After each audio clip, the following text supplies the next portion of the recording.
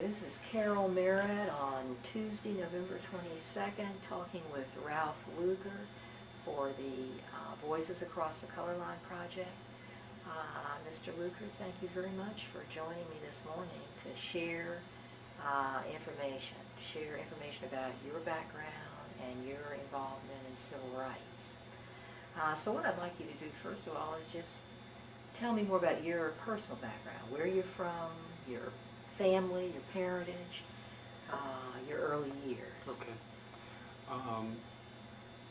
I was born in Louisville, Kentucky, just before the outbreak of World War II, and born into and grew up in a family with strong commitments to the church. My parents held every job that lay people could hold in the local church. And what were their names and what church was it? my father was Maurice S. Luker, who was a CPA with a local accounting firm in Louisville, and my mother was Beatrice Edlin Luker, who was a housewife and a community activist. Mm-hmm. Because we lived in Louisville, I grew up in a racially segregated society. Our public schools were segregated. And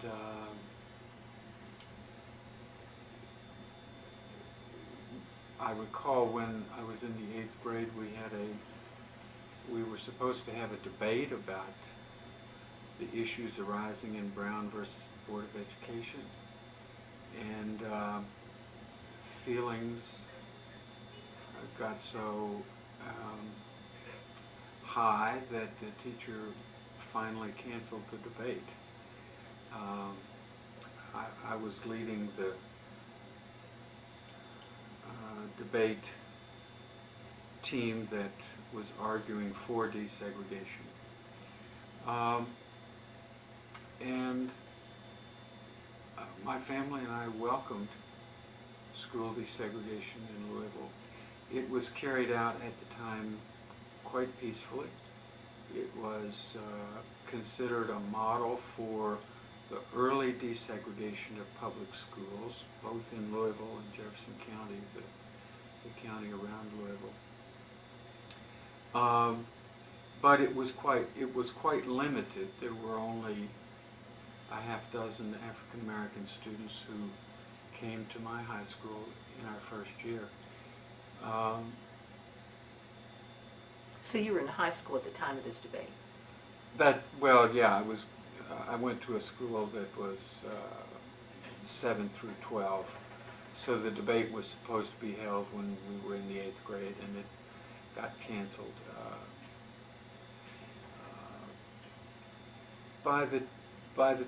My class at high school was the last all-white class to graduate from my high school. But by my senior year, one of the female students who had desegregated our school was elected to the cheerleading squad. So in a school that was still overwhelmingly white. So I thought that was a pretty good sign of acceptance. Then when I went to college, however... Before you go into college, yeah. I wanted to get a handle on why was it that you and your family were in support of desegregation, racial desegregation. How do you explain your family? There is a point at which it becomes difficult to explain it, because the factors that I think influenced me and us were also factors that were present in the lives of lots of other white folk who didn't come down in favor of desegregation. But I would point to the influence of the church, even though my church had no black members. What church was it? I grew up in the Methodist Church, was active in first one and then a second local Methodist congregation in suburban Louisville.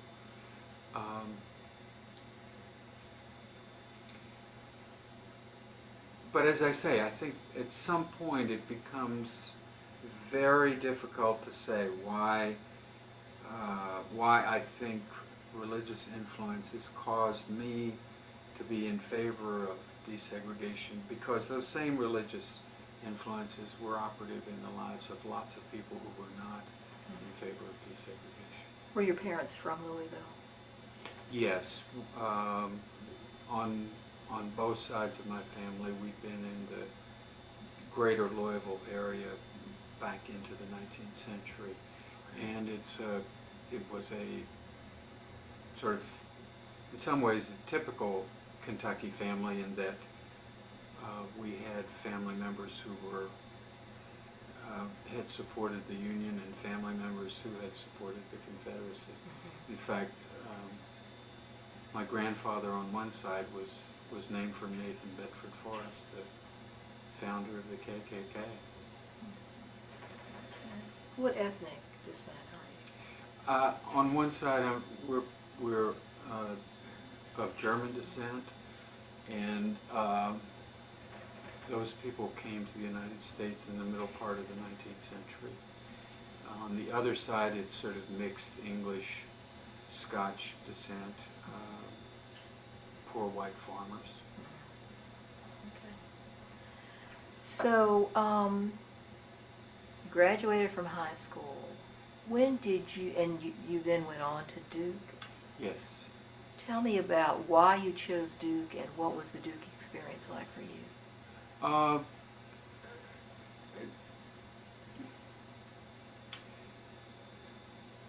suppose, again, Duke was my choice, first choice for higher education, in part because it was related to the Methodist Church, and in part because among Southern institutions it had a very substantial reputation. It was not yet at that time aiming to place itself as a national institution. Duke was in the business of educating Southern ladies and gentlemen, and it meant to be a major Southern institution at the time.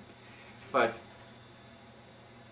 I was going back to segregated education when I went to Duke because it had not yet desegregated. And we were sort of on the last edge of privileged, very privileged, white, Southern elite education. And I can remember in my first couple of years at Duke, we had maids who came in and swept our floors, dusted our furniture, made our beds, took out our trash. And these were... For everybody on campus? Yeah, but it was African American maids who did this for white males on our campus. The white females were on a separate campus at the time. They did not have that kind of service. They did have that kind of service. The interesting distinction is that young African American women worked on the women's campus. Older African American women worked on the men's campus, and you have to believe that that was the age distinction was drawn in hopes to cut down on sexual activity, let's say. I think that Durham's public transportation had been desegregated by the time I entered Duke, but I can't recall for sure. And in my first year, there was not a lot of obvious civil rights activity. The attention... What years, can I ask, were you? Okay, yeah, I entered Duke in September of 1958, And Durham was still going through a long process of court litigation attempting to desegregate the public schools on a very limited basis. But this is still prior to the sit-ins. Those have not yet occurred. In what ways had the issue of race or racial segregation come up on the Duke campus, say before 1960? Did it ever come up?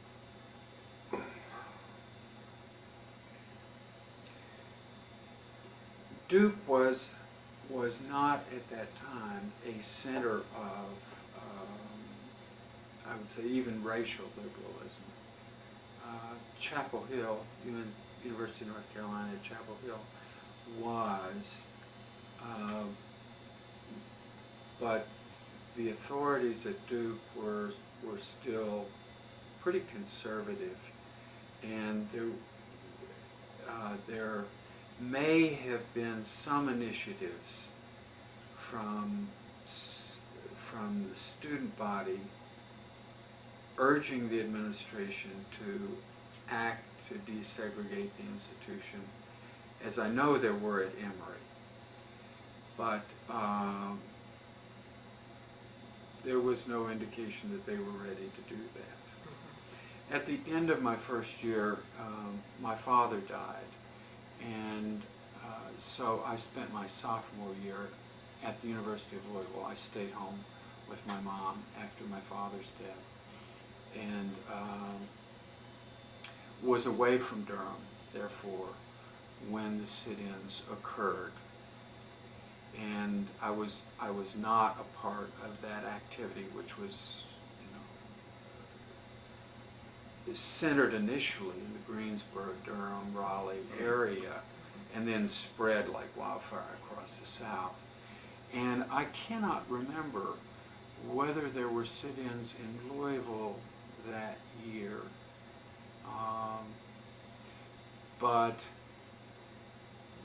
I returned to Durham and Duke in September of 1960, and at the end of that semester became active in demonstrations at the public theaters, the movie theaters in downtown Durham. How did that whole effort get started? How did you get involved in that effort? Okay.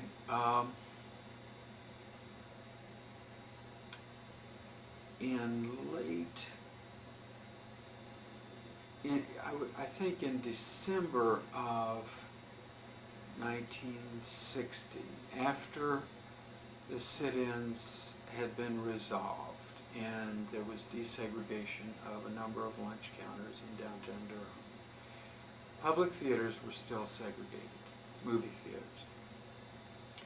And local branches, youth branches of the NAACP, set up picket lines at two downtown theaters. Which theaters were? The Center Theater and the Carolina Theater. The Carolina Theater was in a peculiar kind of situation because it was in a large municipally owned building. And on one front of that building was the entrance to City Hall. City Hall was actually in the building. And then the back part of the building fronted on another street, and it was the Carolina Theater. So the Carolina Theater was in a municipally owned building. And the city actually had to renew that lease occasionally.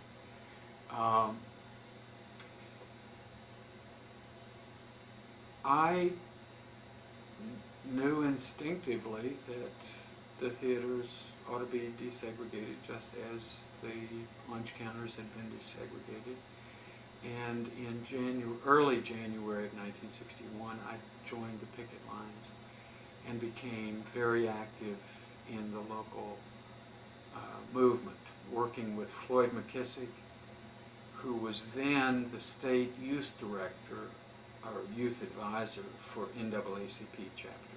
youth branches. And he was a Durham attorney. Later, he would win his national reputation as the national director of CORE. Mm-hmm. What was happening back at Duke at the time? Were you just as an individual supporting There were a NAACP? number of white students at Duke who became involved in the picketing activities. And we organized a youth branch of the NAACP on the Duke campus. And it was a very peculiar youth branch of the NAACP because it was all white. There were no Africans. That's right. On campus. That's right. Duke did not begin desegregation until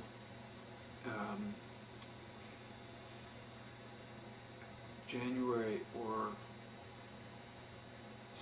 I think it was September of 1961. When it admitted 2 African American students to the law school. Very limited desegregation. And those students, I guess they may have belonged to our youth branch, but they had a much bigger challenge being the first African American students in the law school, so they were not particularly active. So we had a youth branch of the NAACP on the Duke campus, and the most active branch was on the campus of what was then called North Carolina College at Durham. It's now North Carolina Central University. But there were also youth branches in one of the high schools, in a barber college, a beauty college in Durham. So we had a number of youth branches. The Duke refused to give us a charter as a youth branch of the NAACP, so they refused to allow us to refer to ourselves as the Duke University branch of the NAACP, thinking that we were too radical, I guess. The picketing activity at the theaters continued for about a year. In that year, we were able to shut down quickly the Jim Crow balconies, the balconies where African American patrons went to watch the movies. But we were not able to shut down white patronage of the theaters.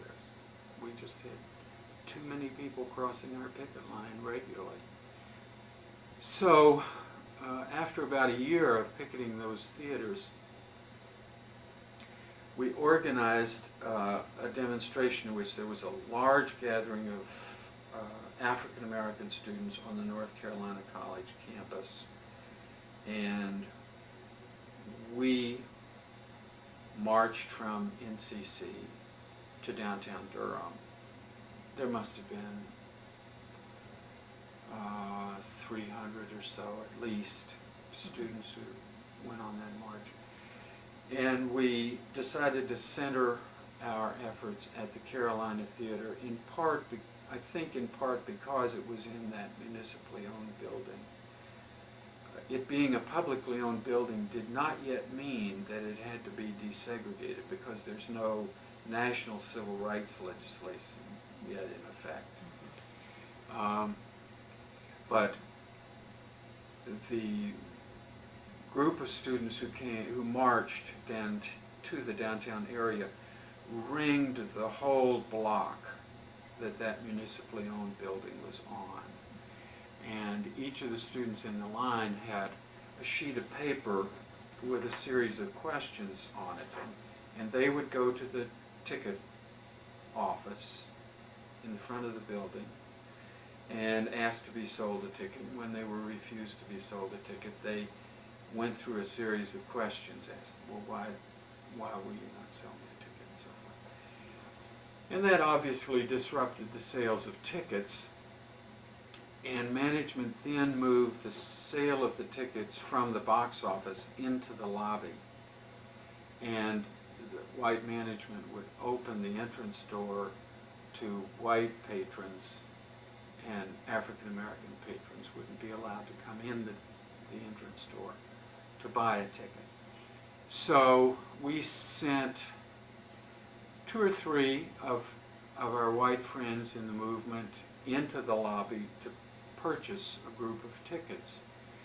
And they bought the tickets and then came back out, and we gave the tickets to, I would say, probably a segment of 12 in that line of students who were lined the whole block around the municipal building and the Carolina Theater.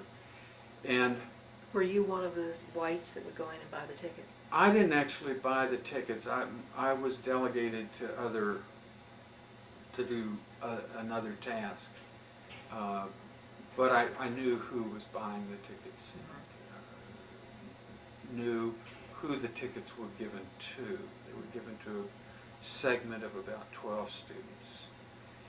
And when the first of the demonstrators who had a ticket reached the exit door of the theater, my job was to hold open the exit door and allow them, the ones who had tickets, to scatter into the lobby of the theater and then seat themselves throughout the audience.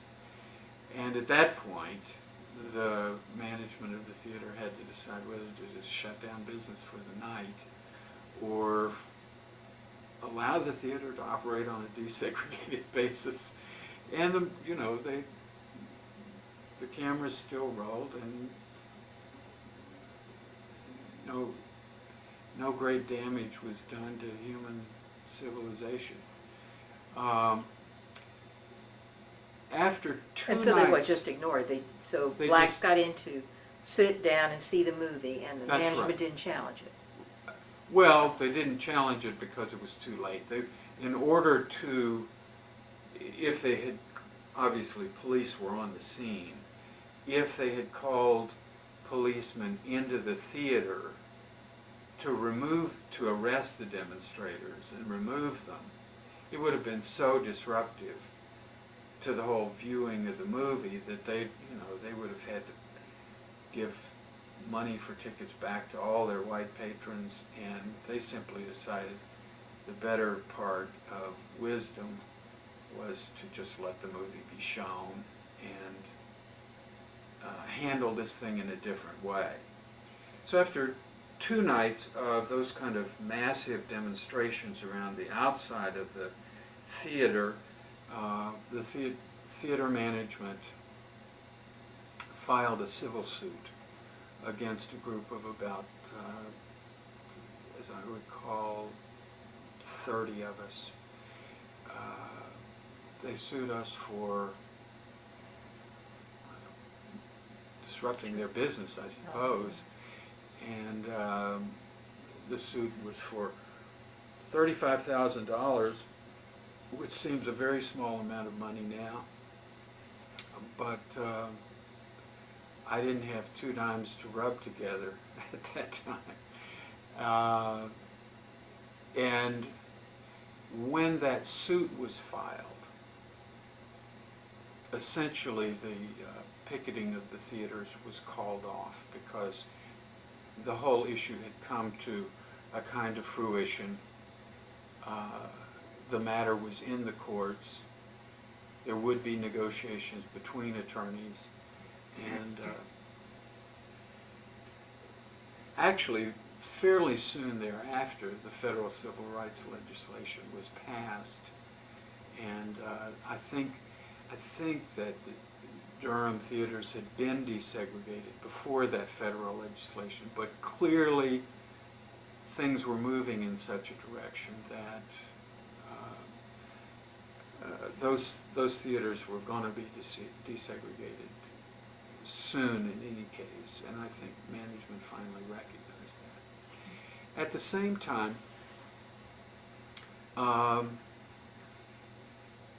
was, partly because I was photographed by a news photographer holding open the exit door of that movie theater, the local police decided that I was a key figure in the movement. And they started arresting me on charges of not having a North Carolina, not having a North Carolina driver's license and driving a car that was not licensed in North Carolina. I was an out-of-state student at Duke. Ordinarily, students drive on their home driver's license, and that's what I was doing. I happened to have finished requirements for graduation from Duke in January of 1962. I wasn't going to formally graduate until June of 1962, so they caught me at a moment in which I wasn't actually enrolled in school, and they arrested me. First time I went to court was before my picture appeared in the newspaper, and the judge said, case dismissed. The second time my picture had appeared in the newspaper, Judge Wilson, the police court judge, sentenced me to 60 days on the roads. Working? Yeah, Okay. yeah. And the police also impounded the automobile. I was about to graduate from Duke. My mother was coming to town. She owned the automobile. She came to town. She called up the city manager and threatened to sue them. And they released the automobile, and a friend of mine drove it over the city line.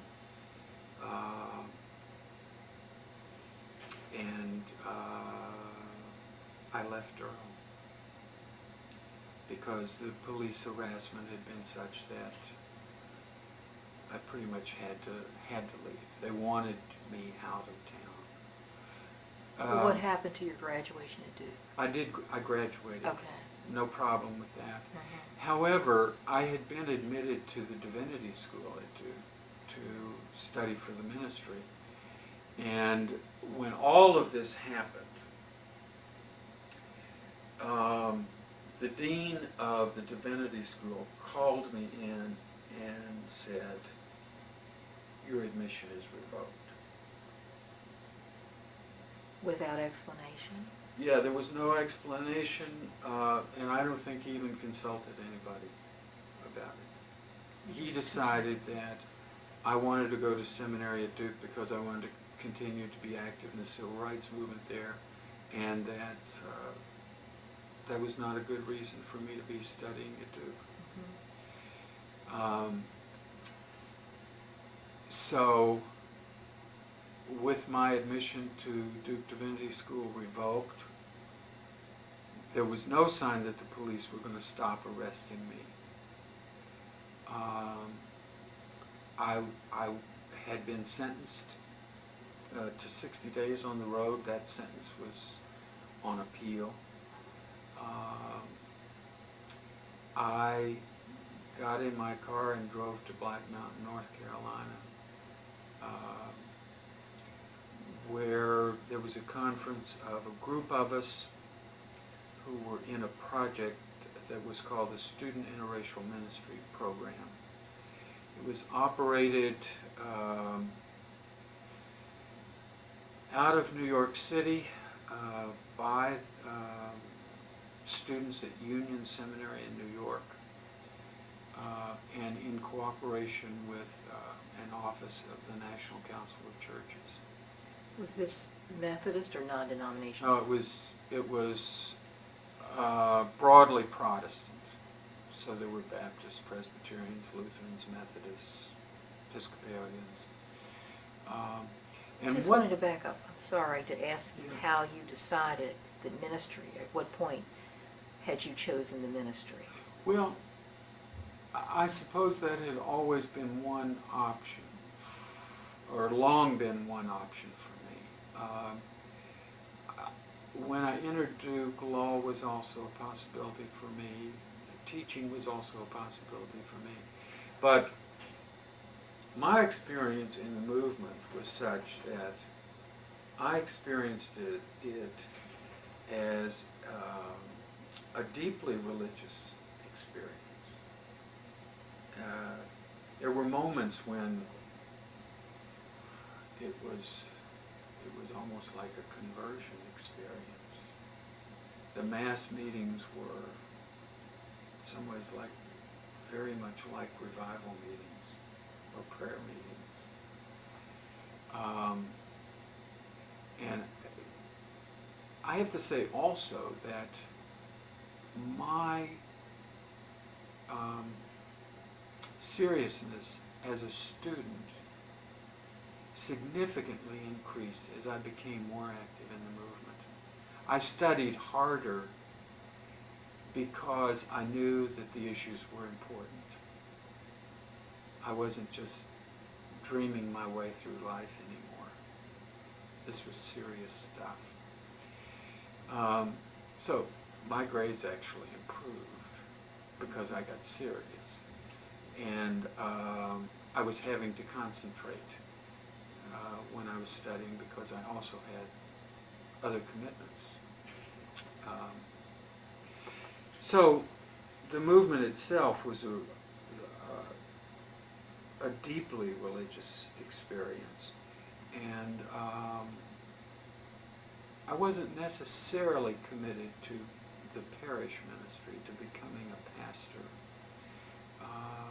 But I knew that I wanted to study those issues more deeply. So when I was driven out of Durham, I joined the Student Interracial Ministry program, and essentially what it did was to put white seminary and pre-seminary students in black congregations in the South for the summer, and black seminary students, pre-seminary students, in white congregations in the South for the summer as assistant pastors for the summer. Obviously, there were very limited locations where the program could put an African-American seminary student in a white congregation in the South. But there were some places, like in Chapel Hill, there was a white Baptist congregation who had a black assistant pastor for the summer. And in some ways, to this day, the ministers of that congregation would say that was a transforming experience for them. In part because the black student who served that congregation that summer was Jim Forbes, who's now the pastor of Riverside Church in New York City, and is probably, well, Jim may be the greatest preacher in the United States today. He's just awfully, awfully good. And he was awfully good as a young guy. He couldn't have been more than 24 at the time. But he'd come out of a very different background than those people had. He was an African American. He'd come out of a Pentecostal background. And this was a Baptist congregation, and Baptists tend to be pretty leery of Pentecostals. But it was a transforming experience for that congregation. I was assigned to what was called First Baptist Church Colored in Macon, Georgia. I had a roommate who was assigned to Tremont Temple Baptist Church in Macon. You know Tremont Temple? Mm-hmm. Yeah. And one of my friends, Hank Elkins, was assigned to Martin Luther King's Ebenezer Baptist Church here in Atlanta. We met for a conference at Black Mountain in North Carolina, which had been for a long time, had been a YMCA retreat where there were interracial conferences. That went back several decades. And then I simply left Black Mountain and drove to Macon and had a very strange experience when I got to Macon. I went out to Warner Robins, where a friend of mine from Duke was from, and he'd been active in the movement in Durham, and he was home for a period of time, and he told me to come out and stay with them until I got settled. And so I drove out to Warner Robins and visited with him, but the more we talked, the clearer it became that his family was not comfortable with my being there, and I would have to go somewhere else. So I drove into Macon and stopped at the YMCA and checked in. And while I was checking in, I asked the attendant at the desk for the address. I asked about an address. And then I went to bed, and I got up the next morning, and I was called in by the secretary of the white secretary of the Y. And he said, Mr. Looker, you're not going to be able to stay another night here. And I said, I don't understand why that is. And he said, well, what are you doing asking about this address, street address? I had asked about the address of First Baptist Church, Colorado. And the head attendant at the desk had thought it was peculiar that a white guy was coming in and asking about this address near Cotton Avenue in Macon. And so the secretary of the Y said, if I were you, I would pack my bags and get out of town right now. And I thought, this is really strange. This is a Young Men's Christian Association. I just came from Black Mountain, which is a YMCA retreat. I'm operating on a National Council of Churches program, and I'm being thrown out of the Young Men's Christian Association. So we had a few local contacts, and they were at Mercer University, and they found a place for me to stay for a couple of days, and then I rented an apartment. So where did you stay? I stayed in an apartment in the house of a local white landlady, and I don't know whether she knew why I was in town, but it was okay. It worked out, at least. There was one moment when Bill Randall, who was the leader, the rock of the movement in Macon, stopped by to pick me up to take me to a meeting, and I wasn't sure the landlady was going to quite go with that, but it didn't cause any problem. So what about your work with Tremont Temple? I was at First Baptist Oh, Church, First Baptist, right. Yeah, and my roommate Bill was at Tremont Temple. My first responsibility actually was to act in sort of pastoral roles. So I preached occasionally. I did pastoral calling. Did some Sunday school teaching. Organized or helped organize a Bible school that summer.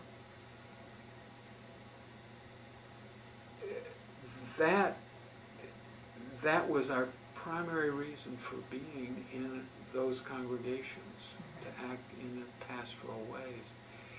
Because I was a Methodist and it was a Baptist congregation, there were limitations to it. I couldn't participate in communion or baptisms. But that apart, the congregation could not have been more hospitable than they were. They were just wonderful. Some of the people in our program probably were no more active in civil rights activities than that. I mean, they would have just been preaching occasionally, doing pastoral calling and those kinds of pastoral duties. Bill and I were much more active in the movement than some of the people were. We were almost immediately asked to be advisors to the youth branch of the NAACP in Macon because, for one thing, I'd had experience working in North Carolina. And there were a number of meetings that summer that were really quite interesting. For one thing, the NAACP had its national convention in Atlanta that summer. And we went from Macon to Atlanta for this national convention. There were all kinds of major leaders of the movement there that we met. Who did you meet? Heard. Well, Benjamin Mays was at that meeting. My recollection is that Martin Luther King was not given very high profile at that convention because by then there were already emerging tensions between himself and Roy Wilkins. I think Taylor Branch talks about that. Yeah, right, Yeah. right. Uh-huh.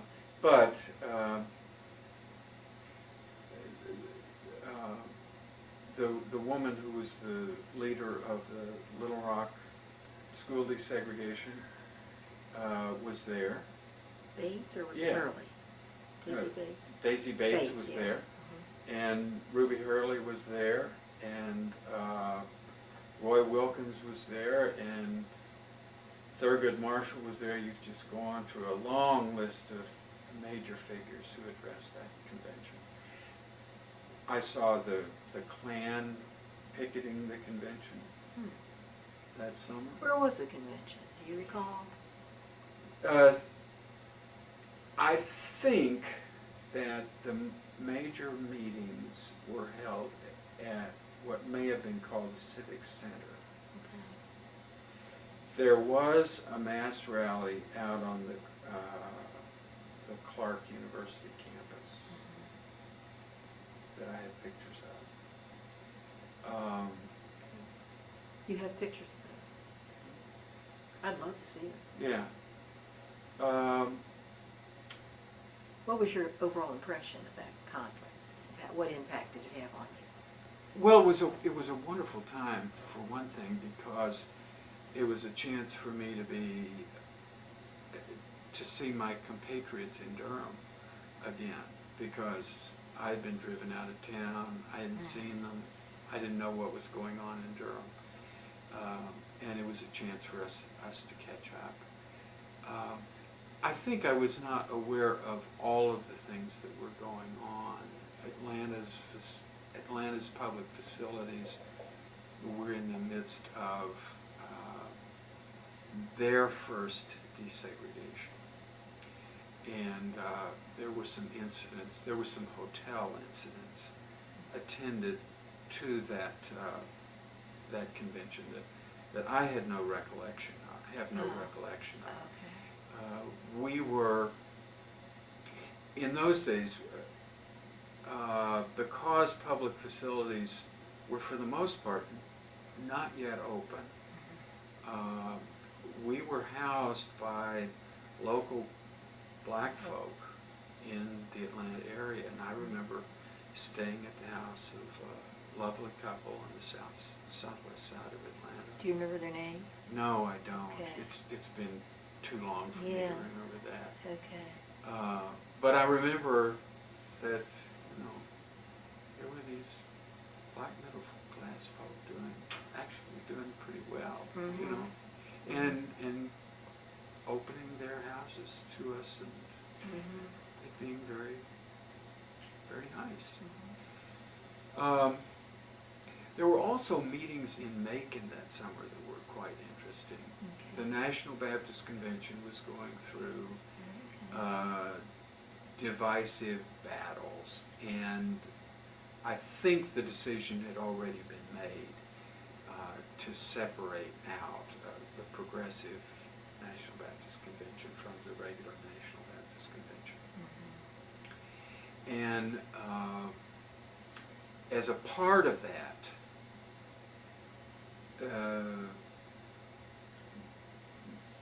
some of the followers of the Martin Luther King's followers in the National Baptist Convention decided to organize a separate state branch, state convention of Baptists. And that founding convention of a new state Baptist convention was held at Tremont Temple in First Baptist Church in Macon. Okay. So that brought a whole bunch of fairly prominent Atlanta black pastors to Macon. Do you remember who they were?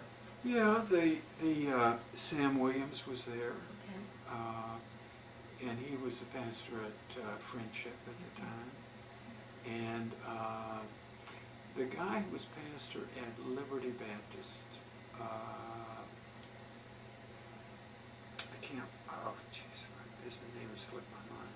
But these were all people who were in King's circle in Atlanta. I don't think King came to that state organizing convention, but a lot of his allies were there.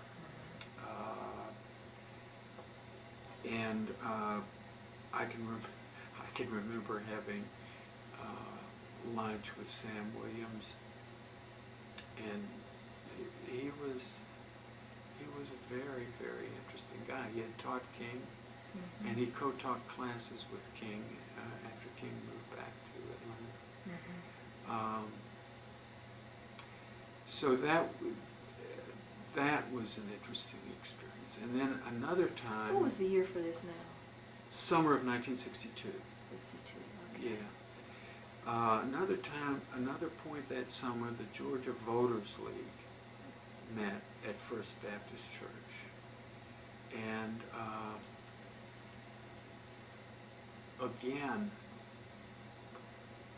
In Macon? Yeah. The Georgia Voters League. Georgia, okay. Yeah. I was thinking Atlanta Voters League. Yeah. I wish they were part. Macon is, I guess, a point of convenience Centrally for located. the state, because if you hold the meetings in Atlanta, it is a long, long drive from Albany or from Savannah or wherever in South Georgia. So it was convenient for the Georgia Voters League to meet at First Baptist Church, and the Waldron, the attorney. A.T. Walden. A.T. Walden, the attorney, was there. Okay. John H. Calhoun was there. Okay. Do you know John H. Calhoun? Oh yeah. Yeah. I knew him. Yeah. Uh-huh. I think Daddy King was not at that meeting. I think he was at the state organizing conference of this state Baptist convention. But I remember seeing him several times in Macon that summer. Okay. Herman Talmadge was running for re-election in the Democratic primary in the summer of 1962, and I remember A.T. Walden getting up and saying, well, I think we need to endorse Herman Talmadge for renomination to the Senate. He said, Mr. Talmadge has been good to me. He said, A.T., you can come in the front door of my house anytime you want to. And I thought that was kind of pitiful, I thought, in a way. He was old guard, Black Atlanta. That was their, yeah. That was And their in position. a way, A.T. Walden was correct, because Herman Talmadge was going to be renominated whatever the Georgia Voters League did, and they might as well just go ahead and endorse the SOB so that they would have his ear when they needed to have his ear. So they endorsed Herman Talmadge for re-election that year, or renomination. I wanted to back up just Yeah. for a minute. You're talking about A.T. Walden and the old guard leadership in old guard black leadership in Atlanta.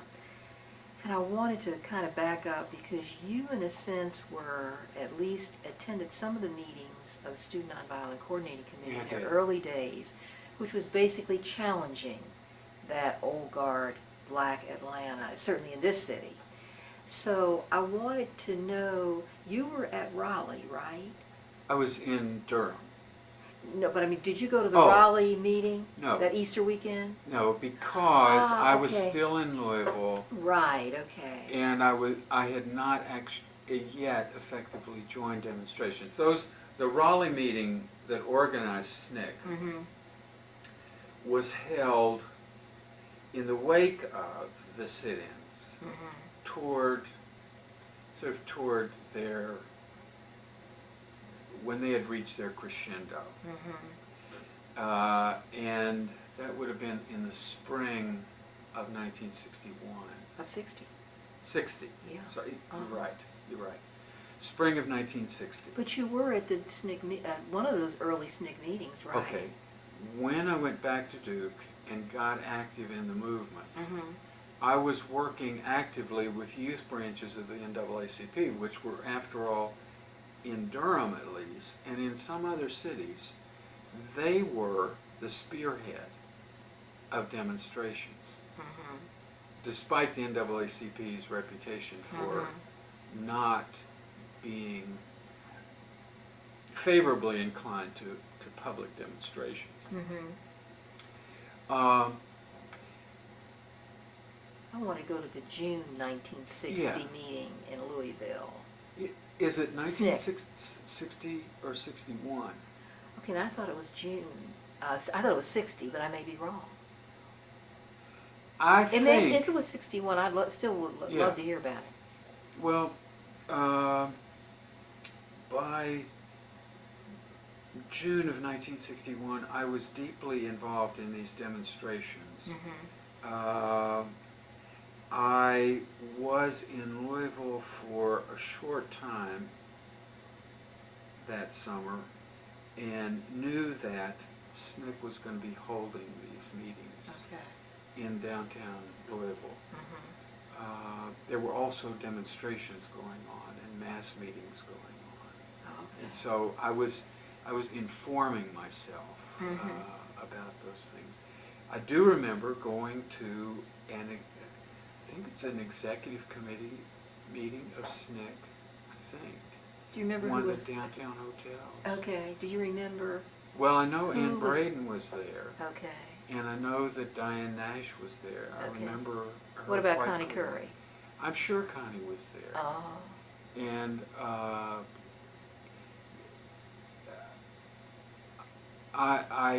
though Diane and Ann were the two who I have the clearest recollections of. Okay. I don't remember a whole lot about those discussions. Yeah. That's normal. But I must say it was a remarkable experience because I grew up in Louisville and remembered the incident that had brought Ann and Carl Braden to the headlines of the local newspapers. Do you know that story? You mean their relationship with Scav? Well, what happened earlier than that is that they had bought a house in Shively, which is a suburban area of Louisville, and then they sold it almost immediately to a black couple. And that house, I believe, was bombed before the couple moved, maybe after the couple moved in. And there was a whole furor about that. And Carl Braden worked for the Courier-Journal as a proofreader, I think. But there was almost a McCarthy-like atmosphere that emerged of suspicion about them as being subversives. Mm-hmm. Well, I didn't know them personally, Mhm. but it was very, very interesting for me to be sitting in a meeting with Ann Braden, because I remember those Okay. subversive. But I was, in a meeting in meetings with her in Chapel Hill later. So, Mhm. but it was just kind of startling Mhm. to be involved with in meetings with people whose names I remembered from the headlines from a number of years earlier. I, I the one the really I introduced myself to some of the leadership of the local movement in Louisville, Mhm. but I was never deeply involved in the movement there. Mhm. There was something about being away from home that made it somewhat It was easier. liberating. Yeah, made it somewhat easier for a white Yeah. kid to be involved in I the understand. movement. I wanted to ask you about, you had mentioned that you you knew Hosea Williams from Savannah, you Yeah. knew King, and you were involved in the Albany Yes, situation. I'd love to hear I was about coming Albany. to, I was Oh, coming okay. to that. Great. When the Georgia Voters League was meeting at First Baptist Church, John H. Calhoun got up at some point late in the meeting, and he said, "Well, I've driven all over this state, and I've got a speeding ticket from almost every county in the state. And I've got to take this tour down to South Georgia, and I need somebody to drive my automobile." So I volunteered to drive his automobile. And we left Macon and drove to Dublin and met with a local figure there. And we drove then down to Savannah and met Hosea Williams there. Hosea at the time was leading the Chatham County Crusade for Voters. That was his big operation in Savannah. And at that time, he was kind of contending with the head of the NAACP for leadership of the movement Who in was that? Savannah. Oh, Was it W.W. Law? yeah, W.W. Law. He and Law were big rivals Okay. for leadership in Savannah at the time. And Hosea was young, he was smart, he was articulate, and just fascinating to talk with. He had not yet, they hadn't yet worked out an agreement for him to come on to the SCLC staff. So he was still deeply rooted in Savannah and would be, I think he would continue to be based in Savannah through the big demonstrations in 1963. He was leading huge demonstrations in Savannah. And I guess that the Chatham County Crusade for Voters was kind of an affiliate of SCLC, but he was not on SCLC staff yet. Then we went to McIntosh, Georgia, where they were running voter education projects. Miss, what's her name? Andrew Young was directing it. Septima Clark? Yeah, Andrew Young, Septima Clark, Dorothy Cotton were spearheading that side of SCLC's efforts, and their major location was at McIntosh County, Dorchester. Dorchester County. Yeah. Right. So we went there, and then we drove over to Albany, and Dr. King was in the middle of going struggle in the Albany movement, and we drove up to Dr. Anderson's house. Anderson was head of the Albany movement, and Calhoun took me right into the living room, and there, sitting around the living room, was Martin Luther King and Ralph Abernathy and Dr. Anderson, all all the guys. Mhm. And they're having a strategy session. And at some point in the middle of that meeting, there's a telephone call, and it's Chief Kelly. And Police chief. Yeah, in Albany, Georgia. Uh-huh. And he wants to talk to King. And so King gets on the telephone. I didn't, I wasn't privileged to that telephone conversation, but it's fascinating to me that Chief Kelly and Martin Luther King were in telephone communications behind the scenes at the time. And part of that is that they both had an interest in keeping